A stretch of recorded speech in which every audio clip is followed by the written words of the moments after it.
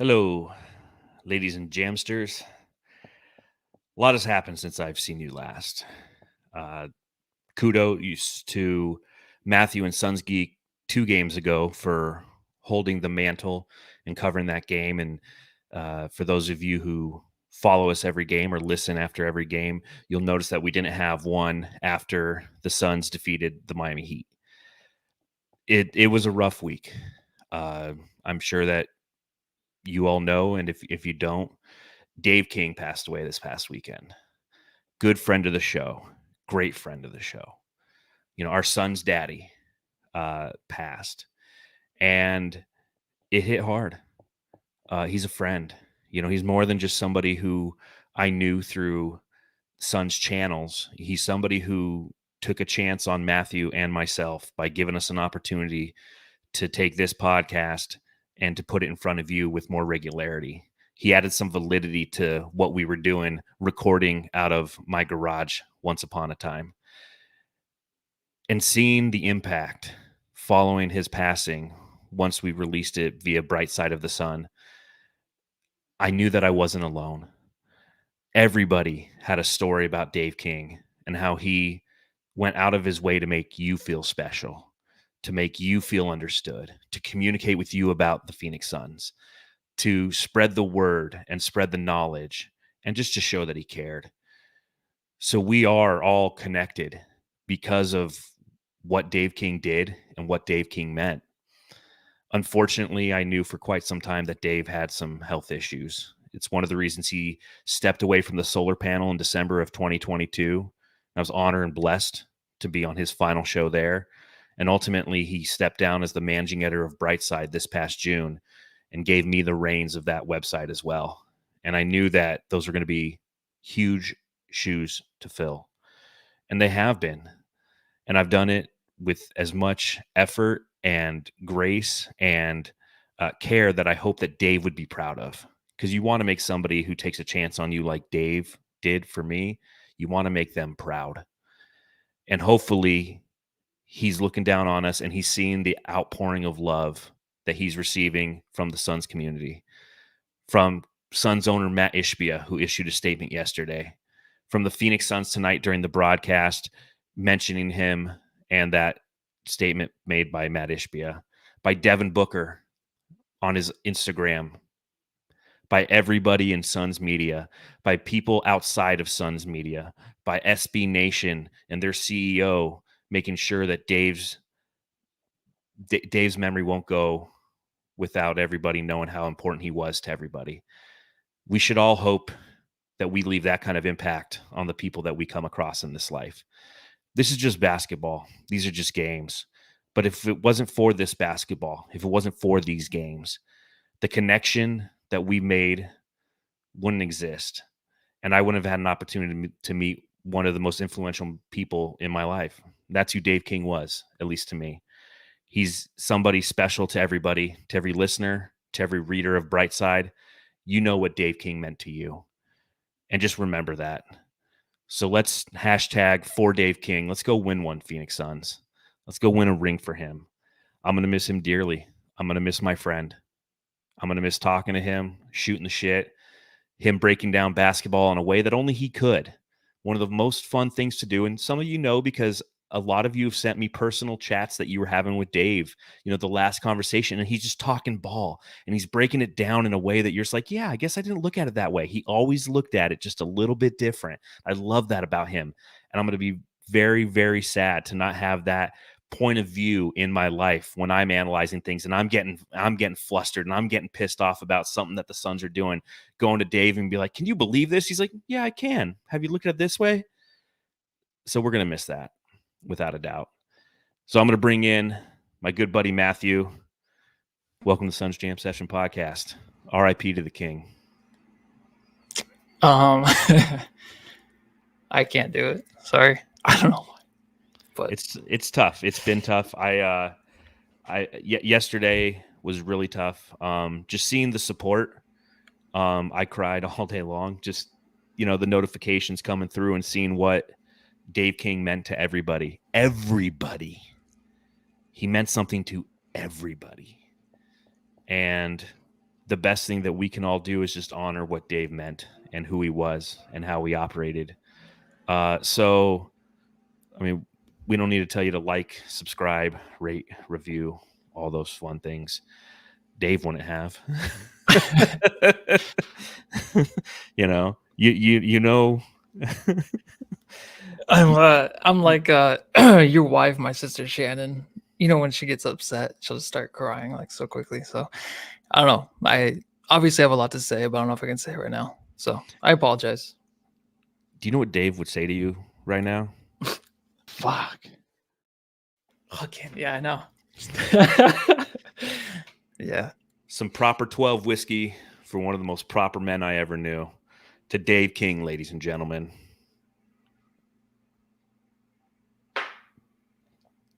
Crack him if you got him. Let's do what Dave would have wanted us to do. Let's talk basketball. Suns basketball.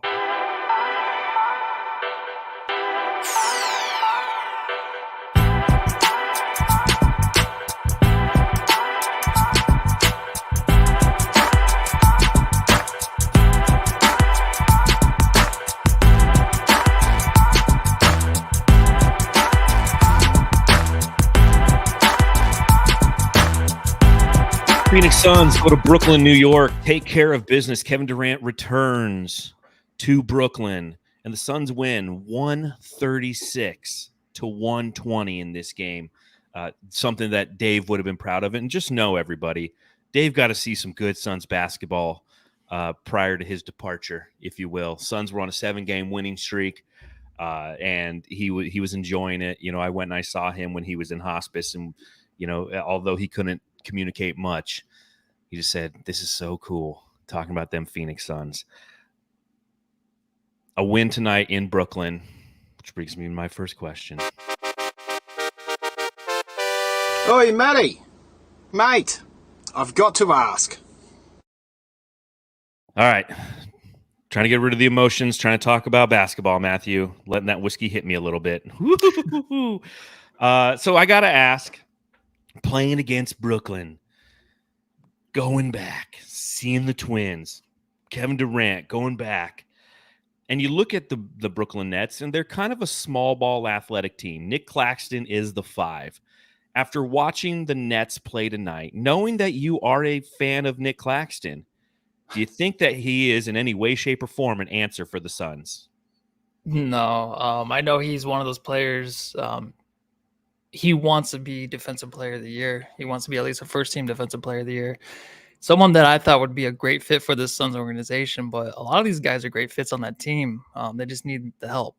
I think Claxton has it in him to be a really great defender. Obviously, he's very long. Against a guy like Nurk who can body him, he's kind of helpless. But Yeah, he's a guy that, you know, he just needs the help, just like a McHale. You know, McHale's not a number 1. He's a number 2 or maybe a number 3, but he needs that help next to him. But yeah, I just think that I don't know. Go ahead. Sorry. No, I think You're it's an interesting point of view, because as you watch Claxton tonight in the first quarter, he was really jumpity, if you will. It's not even a word. He's jumpity. He's bouncing around. He's finding himself open. Cam Thomas and him are utilizing the pick and roll effectively, and he's scoring kind of at will. And you're like, geez, man, Nick Claxton. God, I really wish the Suns would have kind of held on to him. And then as time progresses throughout the game, you realize, yeah, like it's a problem that the Suns have had in the past, because everything that you just described is kind of DeAndre Ayton-esque, right?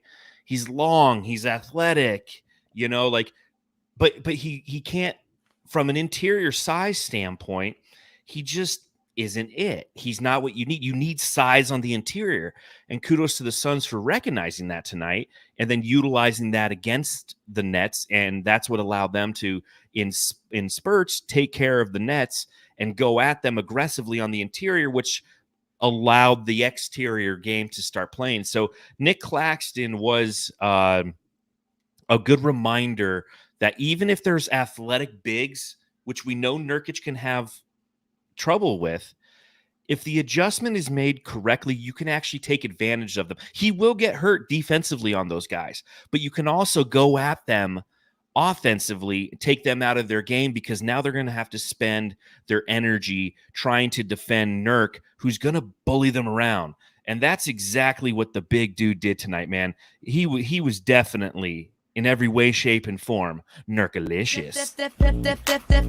Nurkalicious definition make them boys go crazy. Oh.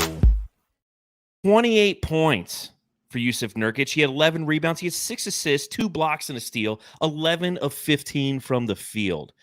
Jusuf Nurkic, it was nice to see him actually be utilized in a game plan and an adjustment from Frank Vogel, because you see that a lot in the modern NBA, right? And we've seen it with Jusuf Nurkic, where he has a mismatch on the interior.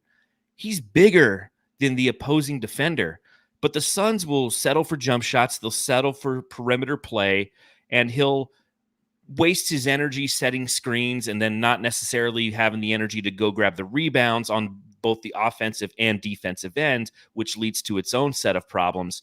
And to see them utilize him in the game plan in that adjustment starting the second quarter and abuse the interior, utilize switching to get people like Mikal Bridges and Cam Johnson on him, was really a great adjustment by Frank Vogel in this game.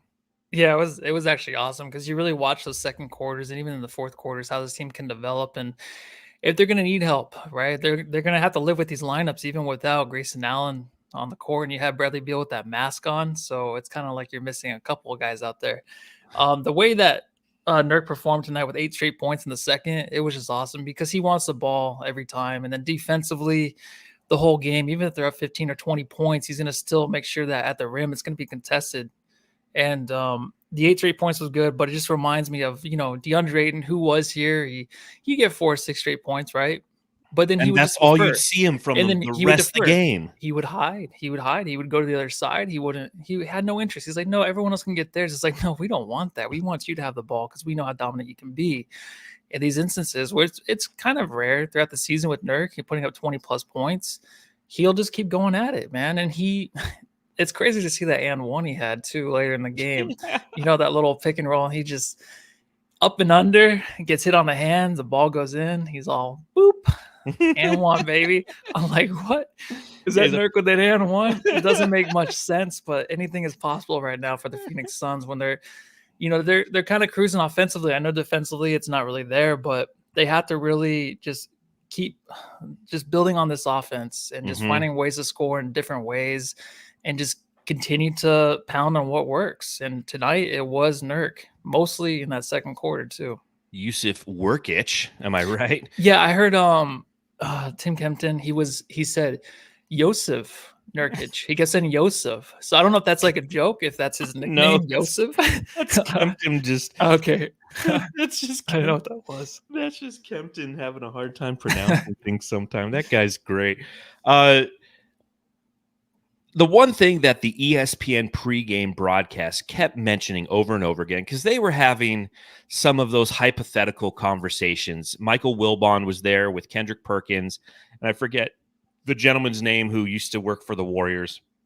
And they were having that whole conversation. Could this Suns team beat the Nets team that Kevin Durant was on? Because tonight was the 17th game in which the big three plays for Phoenix, whereas the entire time that Kyrie Irving, Kevin Durant, and James Harden were together in Brooklyn, they played a total of 16 games. So this game was the line of demarcation that put our big three past the Brooklyn big three. Their record was 13-3 in those 16 games, and the Suns entering tonight was 10-6. So that was just one of those conversations that was kind of a moot point. It's unprovable. It makes for good fodder if you're trying to fill 15 minutes of airtime because you've got an hour show before a game. So I see what and why they did it. But one of the things that I guess, even as a Suns fan who watches every game, I didn't even realize this was only the 17th game in which these three have played together.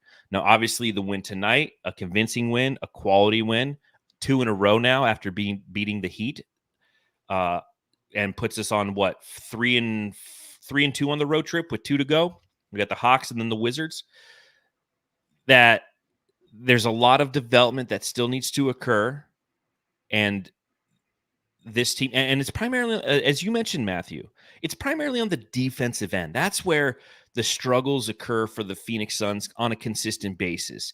And it's not so much anymore a lack of switching, like a hey, I didn't realize that you weren't going to drop on this drop coverage and I was supposed to drop.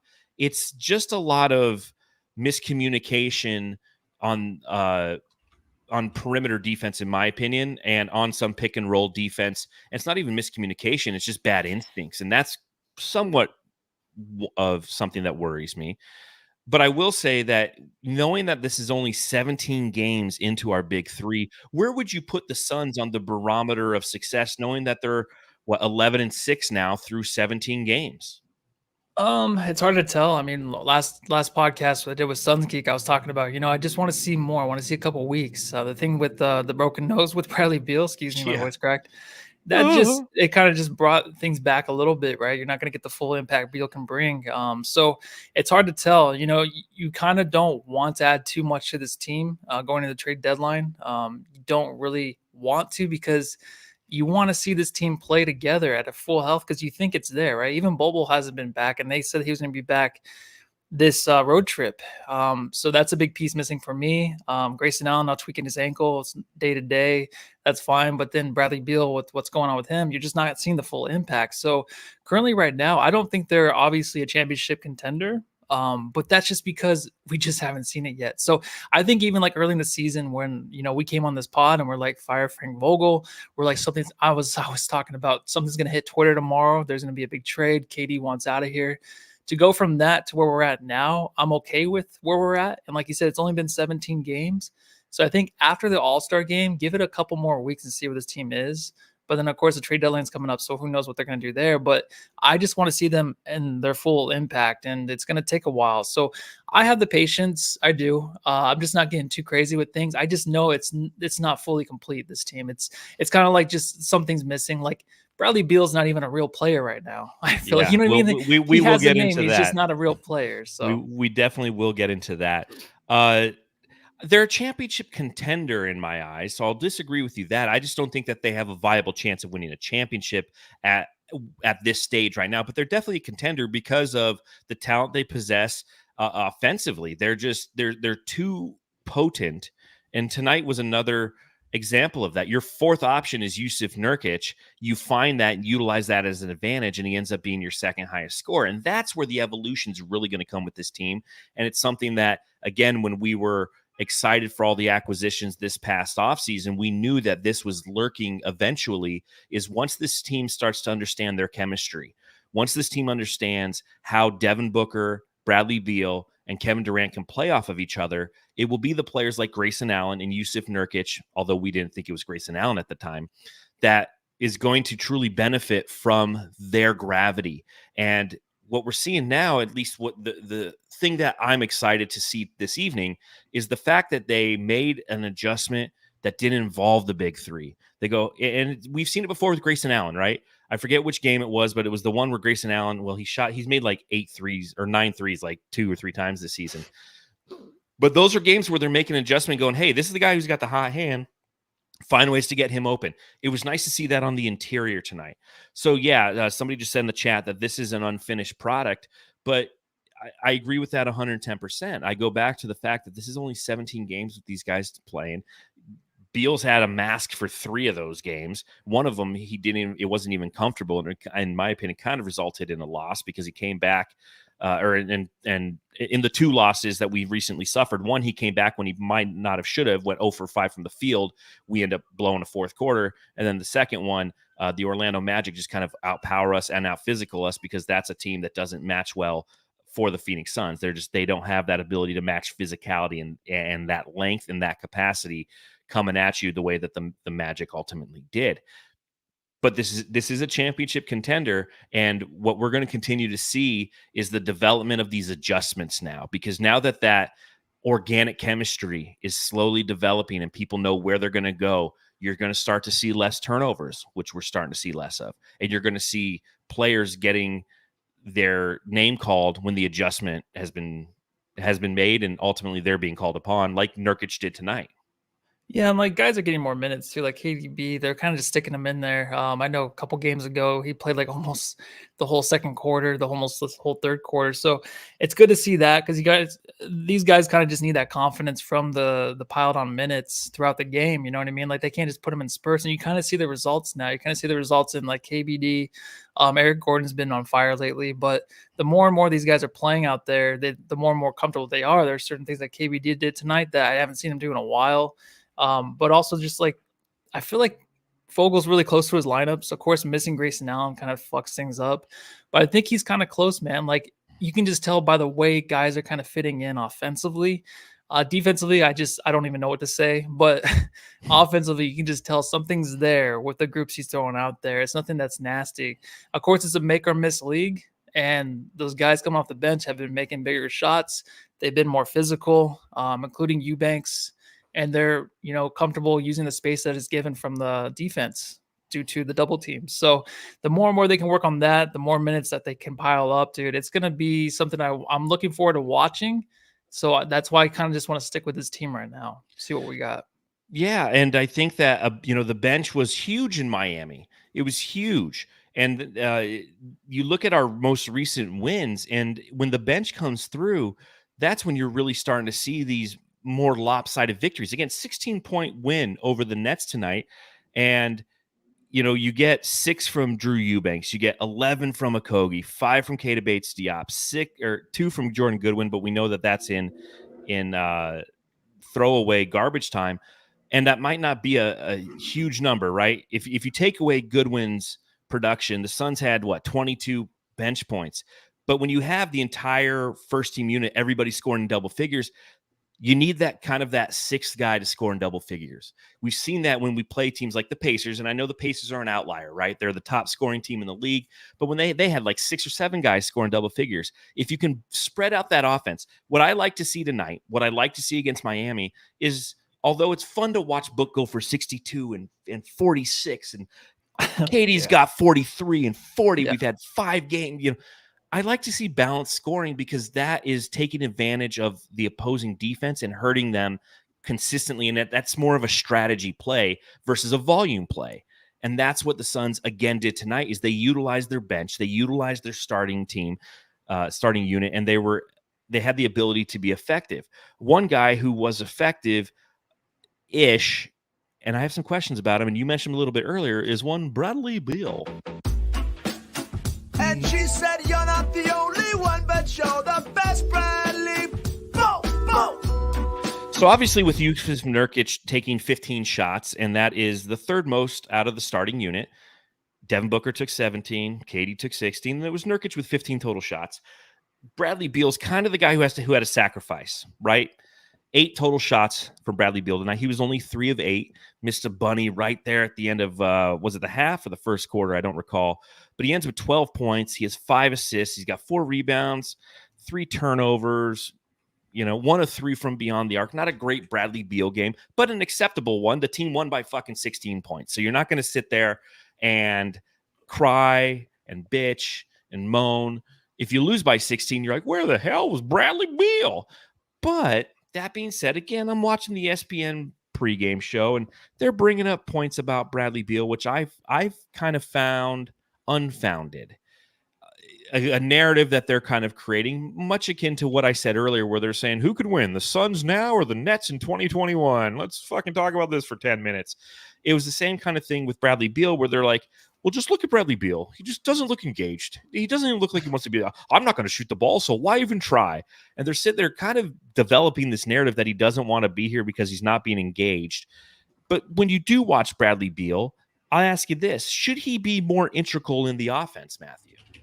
Yeah, but I think I felt that too earlier this season. I mentioned on pods where I was kind of worried about him feeling that way. I mean, the guy wants to score. He wants the ball. The way things are played right now, though, with the mask, it's just him being unlucky. And I think that if you look at, like the first 3 games, came back, gets the back injury, comes back 3 more games, then, breaks that ankle, almost breaks it. And then comes back, has a broken nose. So he's paying penance for himself this lifetime.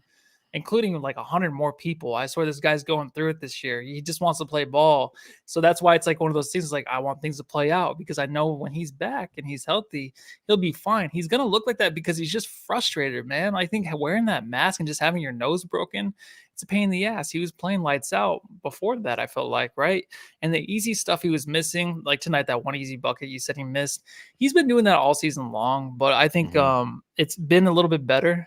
Just like tonight, though, when you knew his shots are not going to go in and he's just frustrated, just jacking those shots up, he was a little bit more aggressive entering the fourth quarter.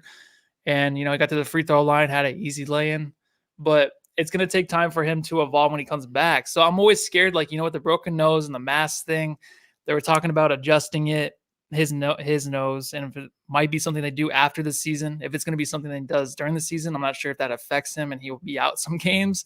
I'm not sure how that works, but that's something in the back of his mind, right? I mean, he had the back issue, the ankle issue, now this, so there's always something going on. And, it's just what we have to deal with. But I think that everyone's going to be talking about the third guy wanting out, right? Not wanting to be here. And I could see why they're saying that, but it's just more to that. It's just him wanting to play. And I don't think the way that Nurk stepped up tonight and Eric Gordon, like filling those minutes and the points for Beal, that's just huge. And that's what you want to see in an instance like this, where one guy, one part of the big three, it's just kind of shitting his pants right now because he doesn't know what to do, but other guys can step up. So that's big. It's kind of taking just a win out of the situation that it is right now. So I'm okay with the way he is right now. I want to know, like, if he comes back without the mask, can he just be who he was before it? Well, I know it's not a proper stat, but out of respect for our good friend Dave King. Ooh, dang, stat me. How many total games has Bradley Beal scored over 30 points this season, Matthew? It is one. One is correct. Yeah. One is correct. Now, this is a I had his stats discourse. Oh, did you? Yeah. You're like scrolling. You're like, scroll. Sort they're by up there in points. front of me. Yeah, he had 37 against the Lakers on January 11th. This is where from a discourse standpoint, I think that you and I differ a little bit because I think that Bradley Beal's okay with it because of some of the reasons that you mentioned. He has had health issues. He had a back issue. He, from my guesstimation, had something relative to nerve damage or a herniated disc or something. So he was hurting. And then he comes back and then boom, it's the ankle. And now it's the nose, right? I mean, Bradley Beal is living up to every aspect of what everyone expected from him, that he was going to be somebody who was going to be injury prone. And that alone is its own mental hurdle. But how great is it for him to play on a team where you look to the left, there's Kevin fucking Durant. You look to the right, there's Devin Booker. You look down at your phone, and there's Nurkic tweeting something funny. So he's got a good team around him that's going to allow him to be successful even if he doesn't produce, which is much different from the weight that he felt in Washington, where he was producing and the team wasn't successful. So it might be a different kind of frustration for him. But again, from the outside looking in, it's an acceptable frustration because he's sitting there and he's probably talking to the guy, because what he's bringing, in my opinion, is an intangible leadership quality that this team needs. It's not as drill sergeant-esque as Chris Paul, the previous son to wear number 3, was instilling upon this team, but it's more of one of vocal accountability. And we've seen it in press conferences. And if he's saying that in press conferences, he's having even more in-depth conversations and observations with his fellow teammates about accountability on defense, about even when they're winning, it's not enough because they let this slide and that slide. So, yeah, 12 points. Okay. Should he be more engaged? Perhaps. Off-ball movement is lacking at times because a lot of the Phoenix Suns lack off-ball movement, especially in those fourth quarters. That's the one opportunity that I see, not only for Bradley Beal, but for all Phoenix Suns in the fourth quarter, is to just have off-ball movement. Bradley Beal has the ability to just run along the baseline a couple times. If Kevin Durant's out there and he's ISOing, run along the baseline. Maybe it'll send a double team towards Kevin Durant. Next thing you know, you're standing wide open in the corner 3.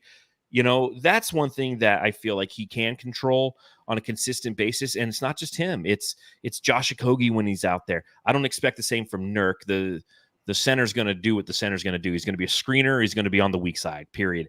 But your other wings and guards need to have some off-ball movement. So that's the one area of opportunity. And I feel like ESPN was picking on that a little bit because, again, in those fourth quarters, he's standing behind the three-point line, and either it's in the corner or the three-quarter look from 3, and he's just watching rather than movement. And they see that as, instead of him being in complete defer mode and be like, that's Devin Booker, that's Kevin Durant, I'm not doing anything. They're saying, oh, well, he's going to sit there and just stand and wait. He looks disengaged. He's just standing there. No, he should move. I agree with that, but I don't think it's from a lack of disengagement. I think it's just him going, you know what? I am going to defer. So if there is an adjustment that needs to be made, that's the observation I think that should occur moving forward. I don't think that Bradley Beal's upset. I don't think that he's frustrated in any way, shape, or form. He wanted to be here. He could only go to where he wanted to go due to his no trade contract or no trade clause in his contract. And he's around 2 people who by this time tomorrow should be both all-stars. Yeah, and Francisco C. Beal is hot as fuck also. Yeah, I agree, man. It sucks he broke his nose, man, but it might make him look even better. I don't know. But yeah, the way he deferred tonight just shows his growth. And he fits right in, obviously, with those 3 even off the court. But it's to a point right now in the season where you just can't really have any takes. I can't. I just don't know yet, right? We've seen spurts. We've seen them at their peak. We've seen 17 games. We've seen certain things, like the way they can just come back 20 points down in the fourth quarter, but it's just little things here or there. Nothing's complete yet. So it's still another half of a season to go. So let's 48 games in, man. I mean, that's all it is. Now you look at Devin Booker. Big Dick Booker. Night for Mr. Booker, 22 points on 17 total shots taken. He was 4 of 6 from downtown, however, 9 of 17 from the field, had 8 assists, so 22 and 8 for Book, 2 steals, 1 block, only 2 turnovers, which makes me happy, 5 personal fouls, which doesn't make me happy. I'll ask you this, I guess. This time tomorrow, like I said, we should have, they're announcing the All-Star reserves tomorrow. I'm almost 100% sure on that. And I'll ask you this. Is Booker an all-star this time tomorrow? Or is he going to once again be on that snubbed list that we have to fucking talk about? I could see it going both ways. I could see the reasoning why. Yeah, I could see the reasoning why. I mean, he has been inconsistent, but when you look at his stats, they're fucking amazing. Inconsistent, I just mean this team's been through it and he's had to deal with it, right? With the injuries to the other guys. Him missing some games. So I can see why he wouldn't make it, but I do honestly think he is going to make it. But then that means guys like De'Aaron Fox will be out because you have to put in Steph Curry. You have to put in SGA. So it's tough. He might be one of those wild card spots, whatever they call it. Mm-hmm. But he even showed tonight, man, him scoring the 22 points and playing just kind of a silent kind of game, hitting some big threes here or there, having a big third quarter with Kevin Durant to really continue the success they had offensively in that third quarter. It just shows the way he can play with both those players, but especially KD. I think that he definitely deserves to be in, but do you think he even cares anymore? To me, I know after he was snubbed, he went off and scored 100 points 3 games in a row. I could see him caring for that reason. He was asked it. He didn't even say anything. He just shook his head no. But I know he knows he's disrespected. I know that. But does it bother him still? Because before he was I need a call from Jay-Z just to feel like I'm a real one or whatever. You know what I mean? With Chris Paul joining the team. He wants to know hey, I'm one of the faces of the NBA. I don't think he'll ever get that, man. And that's fine. Maybe it's fine for him now this season or the past 2 seasons. But I just don't think he gives a shit anymore. I think he cares. I think they all care. I truly do, because it's an elite class, and I think that it's a fun experience for them. So he wants to be a part of that. Kevin Durant's going. He gets to see some of his friends when he goes. So I definitely think that he cares. But again, it's going to be interesting to see what happens. And it's something that we may put a little too much weight into, right? The whole all-star selection process. No matter what happens and who's selected, someone somewhere is going to be unhappy. And that's just how it goes. And we felt it before, right? The Phoenix Suns were for nearly a decade a team that was like spelunking at the bottom of the Western Conference. You don't have to go too far back in Suns history, just 5 years to February of 2019 when the team was 11-48 at the All-Star break. Still, the Suns had Book, and he was averaging like 25 points and 7 assists, and he was a star, but he didn't make the All-Star team. And he had a weird haircut at the time. So that's the way it goes. Does making the All-Star team matter? Sure it does. When you get into the pantheon discussions relative to basketball greatness, All-Star selections are part of that argument, right next to all NBA selections and championships. So it does matter. But does it matter as much as we make it out to be? Hey, man, it's early February. Like, we have nothing else to talk about right now outside of Taylor Swift's flight plan to the Super Bowl. So in a vacuum, no, it doesn't. But given the landscape of conversation pieces, we're going to talk about it. So here we are, five years later. Book's name is on the bubble of all-star conversation. The difference is Phoenix has a lot more than 11 wins, right? He's averaging 28-something points, almost 7.5 assists now. They become a perennial threat in the Western Conference, partially due to a revamped approach to the roster construction versus development, and that's mostly due to who and what Devin Booker's become. So if he doesn't make the All-Star team, yeah, people will bitch, people will moan, and it goes back to your question, do the Suns care? Does Devin Booker care? Probably not. Probably, who knows? But it'll be interesting to see. I think that he is an all-star. I think he's elected as an all-star. I think that the late push that he's had over the last 2 weeks will put him in. And if it comes down to him being just on the bubble and you have to sit there and wait again for some replacement, because remember that Devin Booker's a 3-time all-star. 2 times it was an injury replacement.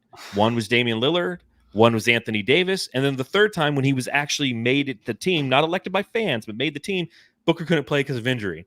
So it'd be nice for Devin Booker to like get elected and then go play in the fucking game.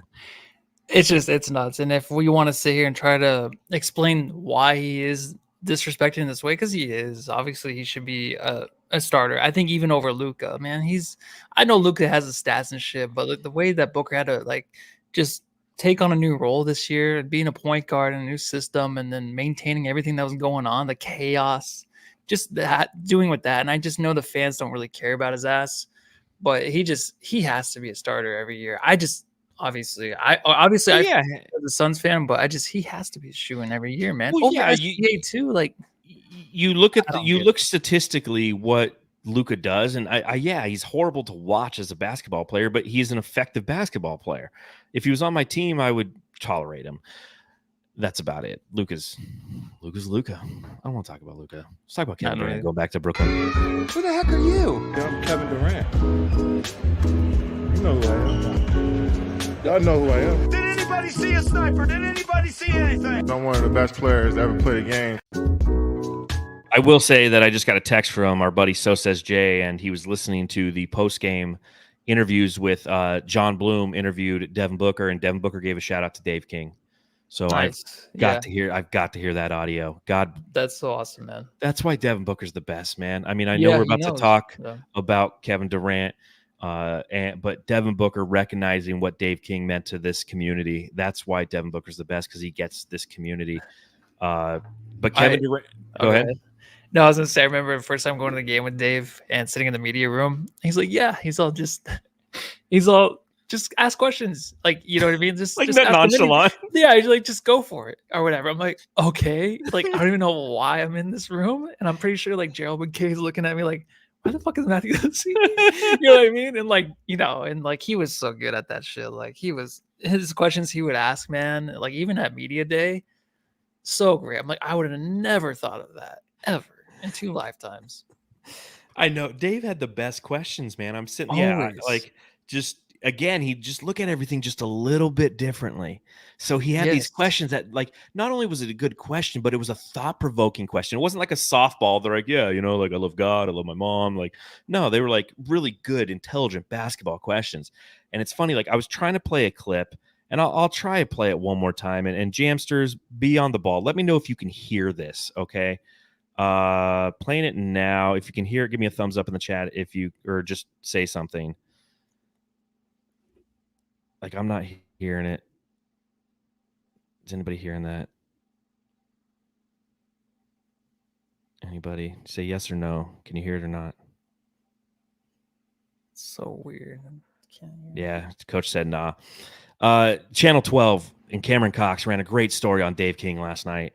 And one of the last things that Cameron said when he was talking with Mark Curtis was when Kevin Durant was introduced on Suns Media Day, which was an afternoon thing where they invited the fans, which is never a good idea to invite fans to an opening press conference. We all know that. It's just not a good idea.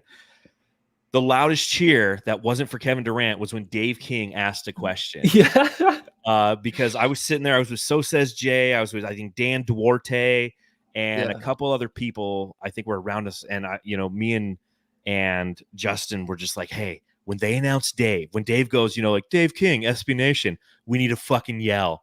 And we did. And it was so funny because afterwards, Dave called me. Yeah, and he's just like, dude, everybody was talking to me about how I got such a loud ovation. He's like, what was that? And I'm like, you know us, man, we're idiots. Like, Dave loved us because we were idiots. And even the last time I saw him, it was me and Justin. We were there and we were being kind. And he's in hospice. He's not feeling good. And then we just kind of started talking to him like John and Justin do, in that goofball, I'm a jackass kind of shit. And it was, and you could just see him light up and start to smile and just kind of have his just like, these fucking guys. I felt, I'm like, sorry, Dave. Like, there's only so long Justin and I can hold in being the jackasses that we are. We want to goof around. We want to talk. And that moment was great because, again, Dave King mentioned, or I'm sorry, Cameron Cox mentioned that last night on the broadcast. I know Gerald Bourguet said something the other day on PHNX when they were talking about Dave King. And that moment was something that Justin and I, we hold it dear because we were the ones who were just like, and I'm, me, dude, I'm fucking loud and Justin's loud. So when they're like, Dave King, SB Nation, wow, it was so funny, man. Dave loved it. Yeah, Dave loved it. I remember watching it and hearing that, dude. Because when you're watching, you couldn't hear really the questions. I remember Katie couldn't hear the questions, but you can hear the crowd. And I just remember when he was introduced. And I remember you texting me about it too. So that's awesome, man. And it's funny when we saw Dave, we were both wearing our, Dave King is my son's daddy shirts. Yeah. And his wife was telling us, she's like, "Oh my god, he loves that." I'm like, "Really?" Because I always felt like we annoyed Dave. I know. I was gonna say, I feel like he always was annoyed by those shirts. I know. He's like, "You guys got shirts in my fucking," we just It's funny too because Dave was so honest. Like he even talked about how I don't know, like he just like Booker doesn't like the media. You know what I mean? Mm-hmm. And so I just think it's cool that Booker, even on Instagram, gave a shout out to him. So that was really cool. Just massive respect for Dave and what he meant to this community. And I apologize about the tangent, but I don't apologize. Dave fucking King, everybody. He was special, man. He was beyond special. I mean, we're here talking to you guys because Dave King gave a shit about us, and not because he liked listening to us somehow. I always remember you showed me the text the first time when we joined, and I think it was from Justin. It was Justin and Dave, and Dave King's like, "How are they?" And Justin's like, "Yeah, they're okay." Bring them on. Yeah, they're okay. They're all right. Bring them on. Oh man. I do want to talk about Katie. I'm sorry. A couple things I do want to get to. Biscuits and the Bear, thank you so much. $29 in the super chat. Retro Heat plus tonight. Condolences. Truly sorry for your loss. Listen, folks, this isn't a loss for me. This is a loss for us. I've had a lot of people say, "Hey, I'm sorry for your." No, we all lost. I didn't lose. We all lost with Dave King. This planet lost. Losing somebody that young and that amazing and that caring and that educational and that inspiring and that motivational, we all lose. But thank you for the $29 in the super chat. Scott Lacey, $4.99, going to save our cash for Brightside night, but wanted to pour one out for the Suns daddy. Amen. Without Dave, I never know about Suns. Jan, love your family. Amen.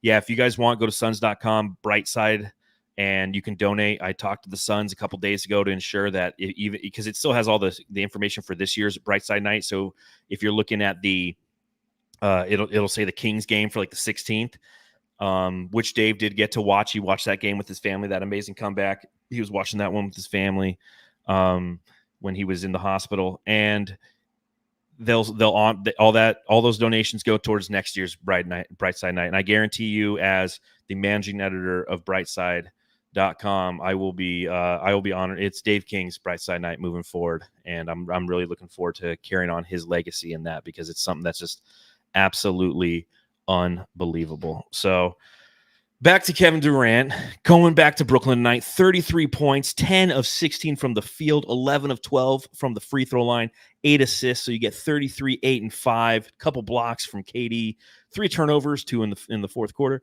Kevin Durant, going back to Brooklyn, was the story tonight, at least on the national media level. Was it a story to you? Not really. It was. He even said the tribute video, he didn't think he deserved one, and he brought them to the playoffs, toe on the line and all, and they had their moments. But I can see why he would say that. But because even when he came to Phoenix, man, he was talking about, I haven't done anything yet. Like basically everyone was going crazy for the dude. Obviously you should be, but he's like, I haven't done anything yet. And that's how he always feels. He's like, I got to win a championship where I'm at. So I love the fact that he's like, I don't even deserve a tribute video. Obviously he deserves one. If we give one to Shamit, I think everyone deserves one if Shamit gets one. So hey, listen, Shamit came back, and I don't even know if they acknowledged it in the arena. I was at the game. Oh shit, did they not? I don't think they acknowledged him. Yeah, they might have not. I don't think they did. No, I mean, it was the national story. A lot of people, obviously, if back east, the least coast cares more about everything back there, and they get all the attention, if you will. And that was the story. But I like how he responded to the story. He did it with his play. And Kevin Durant looked absolutely fantastic on both ends of the floor again tonight. And I think that that's something that continues to be a vital part of who the Suns are this year. It's his defensive acumen and execution that has really been helping the Suns when they win basketball games. He was getting a lot of boos, primarily in the first half. It's interesting because you can really understand how much a team hates an opposing player or a former player by how long they boo. Like, there's certain players, I'm trying to think who, like when Markieff Morris comes to town, he gets booed the entire fucking game. Like, fourth quarter, 2 minutes left, he touches the ball, boo. Do you think the boos were justified for KD? Yeah, I think it's fine. It's just being a fan, right? It's the fan hate. It's not real hate. It's just a fan hate. You got to let them know. But the thing is with KD and even guys like Booker, they feed off of that. So I'm not saying that's why he got 33 points. That's a big reason. I'm not saying that's why he didn't turn the ball over. Because that's the one thing with KD, man. Like, his turnovers in the past, were a thing, and they would kill runs. The team would come back. His defense, though, has been so impactful. But yeah, I do like the fact that he gets booed. It just makes him feel like welcomed in a way, right? Like, he actually still matters. Otherwise, they wouldn't boo if they didn't care. Yeah, they boo because he's not on their team. That's what it was.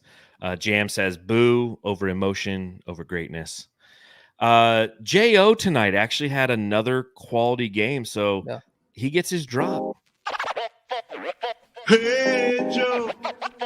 Where you going with that? A good, productive night coming off the bench for Josh Okogie.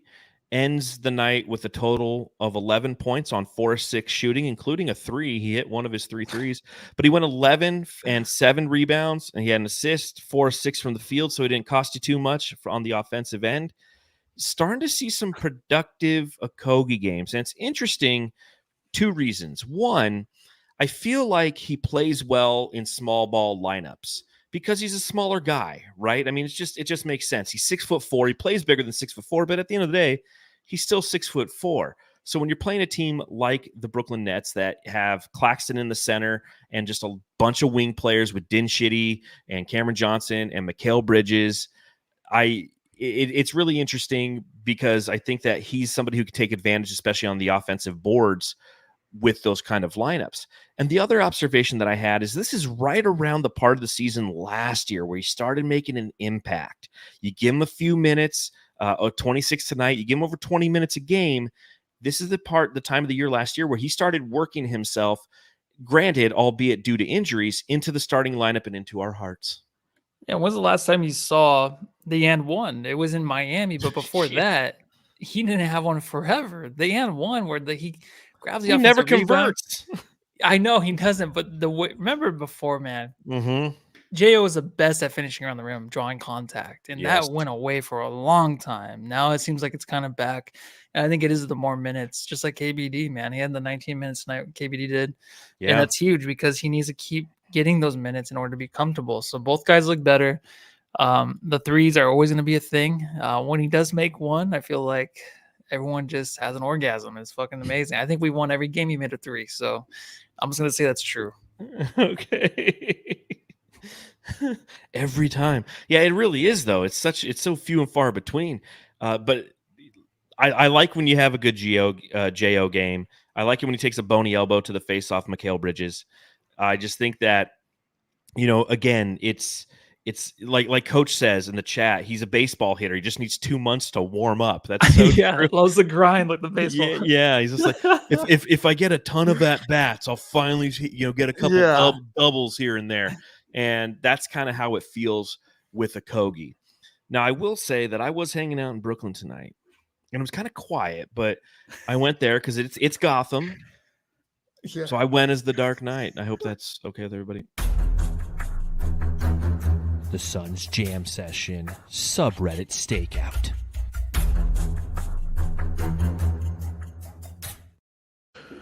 Where is she?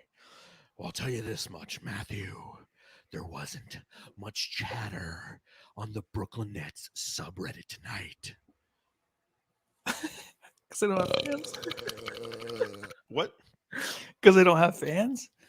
I'll get to that. Okay. So here's what they said on the subreddit for the Brooklyn Nets tonight. If you're new to the show, sorry. Matthew dresses up as a furry. We'll always wish KD nothing but the worst. Come on, guys. Why are you wishing KD the worst, dude? Wish Harden or Kyrie the worst. Why would they wish KD the worst? I just don't get it. Eric Gordon gets rounder and rounder every season. He will eventually morph into an actual basketball. I love that. That's pretty good. That's really good. This is a good one, too.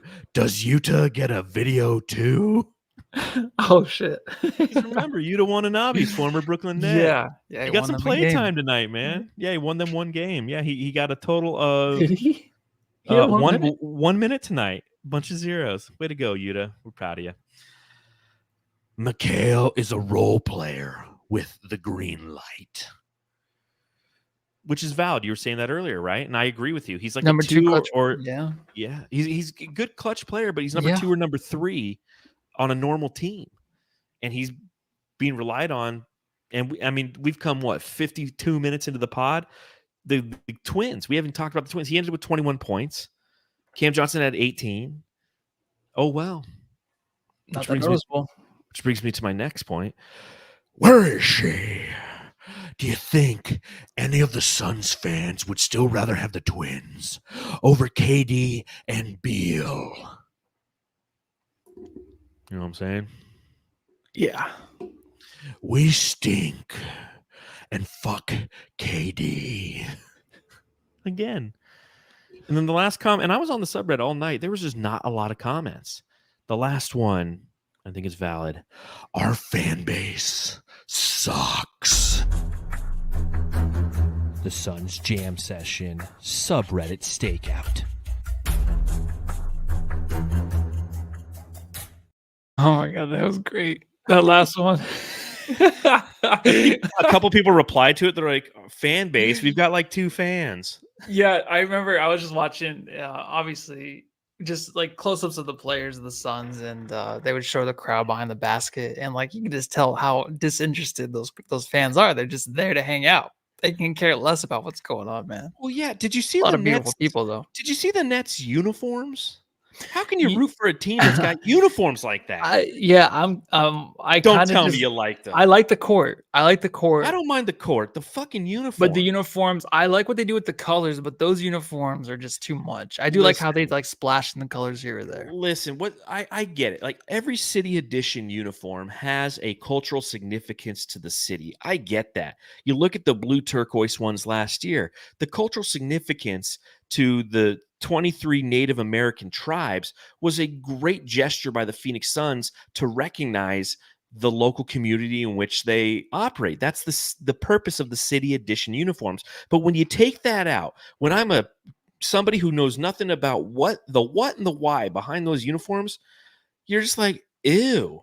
Like, it looks like somebody took a bunch of acrylic paint, threw it in a washing machine, and then threw in a black jersey, and then they came out and they're just like, there's a splash of blue and a splash of red and a splash of yellow, and then nets in a funky font, call it a day, like and I know that like some kid somewhere designed something, and he unfortunately, his parents, passed away in a fire or something, and that's the what and the why, and I get it, and I don't want to disrespect the story behind them, but just aesthetically, it's like the turquoise ones last year. I respected everything they stood for. I didn't like the way they looked. They weren't the Phoenix Suns to me. I'm just saying, yes, like so says Jay, says in the chat, like Buzz's girlfriend.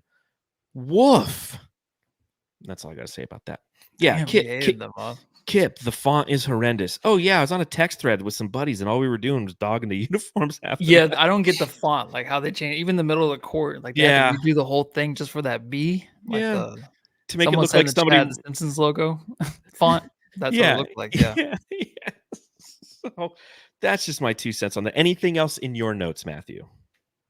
No, I think I'm good, dude. I think Eric Gordon's really stepped up a lot, and I just can't believe how wide open he's been. Like, it was nice because he was getting more involved, like every other player, like getting other players involved earlier with 3 assists in the first half.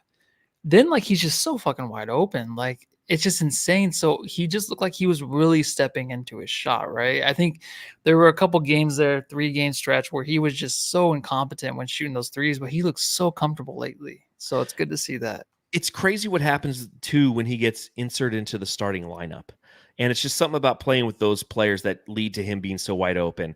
Eric Gordon, 6 of 10 from the field tonight, including 5 of 9 from beyond the arc. He had 17 points, 4 assists, and a steal as well. And yeah, he even the double clutch 3, that was kind of the nail in the coffin 3, where he had it wide open, passed out, and then they passed it right back. Like, dude, you got like 3 seconds left. And he double pumped and then nailed it. That was the basket that sent Brooklyn back to the dry cleaners to try to get the ugly colors out of their jerseys. I'd like to see when he's a great member of the starting unit. It's one of those things that, given the fact that we're 48 games into the season, it doesn't hurt to maybe, when Grayson Allen does come back, to try him off the bench for a little bit, because he's starting every game he's played in. And Eric Gordon's proven that when he comes off the bench, he hasn't really been a productive player. I'd like to see maybe Grayson Allen try to fill that role for about 5 to 7 games. From that like 55 game mark to like the 62 game mark. Just see if it works. See if Grayson Allen can give you some of the same production that he provides with the first team unit, with the second team unit. Because with Gordon, it hasn't really worked. Something. No, I know what you mean. That's so tough though right now. You know what I mean? Because as soon as that happens, there's gonna be chaos. But when Grayson Allen comes back, they'll probably sneak him in off the bench for a few games here. There, we'll see what it looks like then. But I think Grayson Allen owns a piece of that starting lineup. Yeah, in my heart. Okay, well, you can't give him the jam star tonight, so I'm sorry. Jam star of the game. Jamsters, we're running out of time, so we're not going to read all who your jam stars are. This is the graphics. I forgot about the graphics, right? Who is your jam star tonight in Brooklyn? I'm gonna give it to KD, man. You got to get KD. Or Nurk. I don't know. Nurk was. Ooh, good, I'm giving it to Nurk. Nurk changed the game. I'm gonna change it. Yep. I don't know if I've ever done that. I'm gonna give it to Nurk. You gave it to Nurk against the Memphis Grizzlies.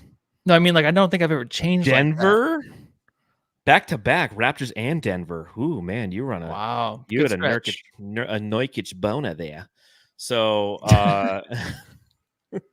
next game we play is on Friday in Atlanta.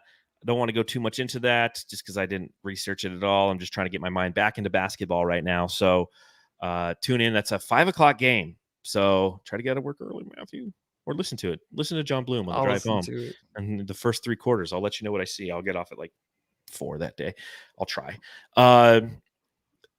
Couple other things, Jamsters. Again, thank you for your support. Thank you to everybody who said a kind word or just thought about Dave King and his family during this tough time.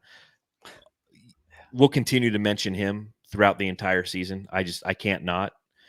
Kip said it earlier. He said, check out brightsideofthesun.com for a couple of heartfelt articles on the man, Dave King. I wrote one of those. So says Jay, Justin from Fan of the Flames. He wrote one as well. And we really just kind of said how we felt. And it's been nice to see the response to those two. It's not easy to write those kind of things. Trust me. But God bless Dave King. And God bless you as Suns fans. Matthew, tell them what to do. Yep. Nothing more important than your family. So go home and love them. Amen. Miss you, Dave.